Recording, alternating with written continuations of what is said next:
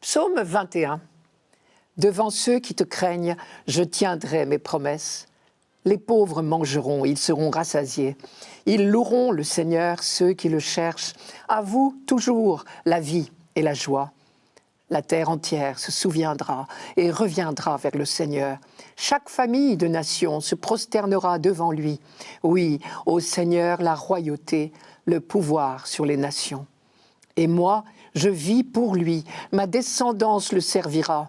On annoncera le Seigneur aux générations à venir, on proclamera sa justice au peuple qui va naître. Voilà son œuvre. À première vue, il est quand même curieux, ce psaume 21.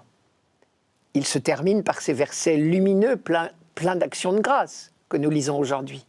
La terre entière se souviendra et reviendra vers le Seigneur. Et moi, je vis pour lui, ma descendance le servira. Mais c'est lui aussi qui commence par ce cri de détresse que nous connaissons bien. Mon Dieu, pourquoi m'as-tu abandonné ?» C'est pour le moins disparate. Et pourtant, puisqu'il s'agit bien du même psaume, il faut rechercher où est son unité. Tout d'abord, il ne faut pas oublier que ce psaume, comme tous les autres, concerne le peuple tout entier. Celui qui crie son désespoir au début du psaume et qui à la fin rend grâce n'est autre que le peuple élu, Israël. S'il rend grâce à la fin, c'est parce qu'il a été secouru.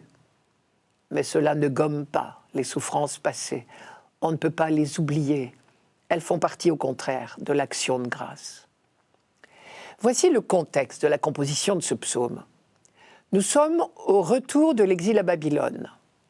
Vous vous rappelez qu'en 587 avant Jésus-Christ, après la prise de Jérusalem par Nabuchodonosor, on a connu la ruine de la ville sainte, le saccage du temple, les atrocités d'un siège sans merci et l'exil loin du pays, le mépris, les ricanements des vainqueurs qui poussent la dérision jusqu'à nous demander de leur chanter nos cantiques. Dieu avait promis d'habiter dans le temple de Jérusalem, mais habitait-il au milieu des exilés ?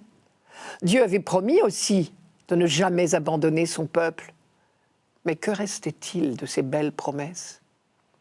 Et pourtant, pour tenir le coup, il n'y avait pas d'autre solution que de se rappeler sans fin les promesses de Dieu et son action en faveur de son peuple depuis tant de siècles. Alors on a fait un vœu. Si nous en réchappons, quand nous serons de retour au pays, nous reconstruirons le temple de Jérusalem et nous irons en procession offrir un sacrifice. Et ce psaume 21 tout entier est le chant qui accompagne la fête du retour. Elle est là, la clé du psaume. Devant ceux qui te craignent, je tiendrai mes promesses, sous-entendu mes promesses de fête, d'action de grâce au temple de Jérusalem. On peut donc comparer ce psaume à certains ex-voto. Dans les églises du Midi de la France, par exemple, on trouve des tableaux qui représentent de façon extrêmement réaliste un grand danger auquel on remercie Dieu ou la Vierge Marie ou un saint de nous avoir fait échapper. C'est par exemple le tableau d'un naufrage. Des jeunes sont en train de se noyer sous les yeux horrifiés de leurs parents en prière. Dans un coin du tableau, la Sainte Vierge, dans un nuage, se penche sur tout ce petit monde. Manière, pour ceux qui ont fait exécuter le tableau, de dire « c'est un vrai miracle, ils ont été sauvés ». De la même façon ici, le psaume commence par dire les épreuves de l'exil et le sentiment d'abandon qu'on a ressenti. Israël ne valait pas mieux qu'un condamné à mort, un crucifié comme on en voyait tant sur les routes. Et vous connaissez ce verset, « Il me perce les mains et les pieds, je peux compter tous mes os ».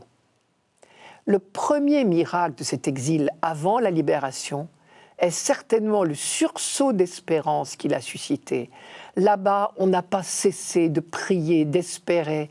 On disait, c'est un autre verset du psaume, « Toi, pourtant, tu es saint, toi qui habites les hymnes d'Israël, c'est en toi que nos pères espéraient. Ils espéraient et tu les délivrais. Quand ils criaient vers toi, ils échappaient. En toi, ils espéraient et ils n'étaient pas déçus. » Et tout comme Dieu avait entendu les cris de son peuple en Égypte et suscité en Moïse l'énergie nécessaire pour le délivrer, Cette fois, Dieu a entendu les cris de son peuple exilé à Babylone.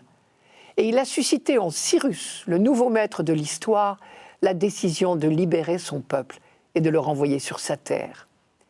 Et plus l'épreuve de l'exil a été ressentie durement, plus la joie du retour est grande. Oui, Dieu a entendu le cri des exilés, il a répondu à leurs plaintes.